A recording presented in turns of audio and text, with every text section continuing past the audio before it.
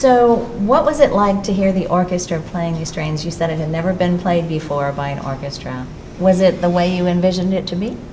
Well, it's kind of my business to triangulate how it's supposed to sound, but it always sounds so much more organic and alive when you hear an orchestra play it. Sometimes you run into problems that you didn't expect, but that's part of the process, and it's just thrilling to hear an orchestra of this caliber play your music. So what was it like for you to have these musicians playing your music? It's absolutely thrilling because these are the professional musicians of our city, sort of like professional sports. It's the top tier, and it's just an absolute thrill to be able to write for musicians of that caliber. So Dee Moses, principal bassist. Is it principal double bassist or? Principal double bass, Florida Orchestra. So tell me, your community involvement, it seems like it's even more enhanced now with the Florida Orchestra. Would you say that's true? We're doing a tremendous amount more than we have in the past, and it's growing every day. We have a wonderful team doing the engagement planning, and we're out in the community, and it's really wonderful. It's been really gratifying. I think it's raised the profile of the orchestra as well. I would like to think so, and I think we're serving people that have not been served. We go to hospitals, schools, a lot more. I really enjoy playing in the hospitals. We were at the Shriners Hospital recently, and it was moving, and I think we were able to contribute something to the sort of spiritual atmosphere of uplifting people's moods for their day. Paul Reller, who wrote Horizon Gravy, that's going to be a world premiere for this particular concert, was saying how much he enjoyed the opportunity to work with the musicians of the Florida Orchestra. And you're affiliated with USF as well. They're teaching.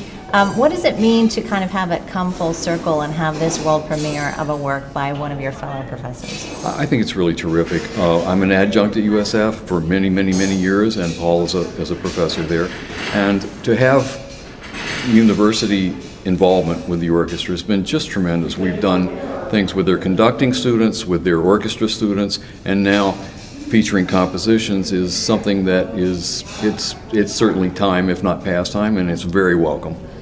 Well, thank you so much. Is there anything else you'd care to add? This is an exciting time for the Florida Orchestra. I think premieres, world premieres are one thing, but even the old war horses that we're playing them with a passion that's like the first time. So it's really an exciting time. I'm glad to be here. Thank you so much, Dee. So I was talking to someone and they said that the orchestra, even though it's 50 years old, is like a whole new orchestra under you. Was that your plan? Well, I'm flattered that whoever said it, and I must pay them lots of money. I think that the fact is the orchestra has always been terrific, always punched well above its weight. And what my job is to really maximize the potential. So that's what I do, is to really bring the best out of them so that the composer's intentions are passed through to the listener, and to try to communicate that as best as possible. The conductor is a facilitator, but he can only facilitate what is already there. And so what they're hearing is an orchestra at its potential, or near to.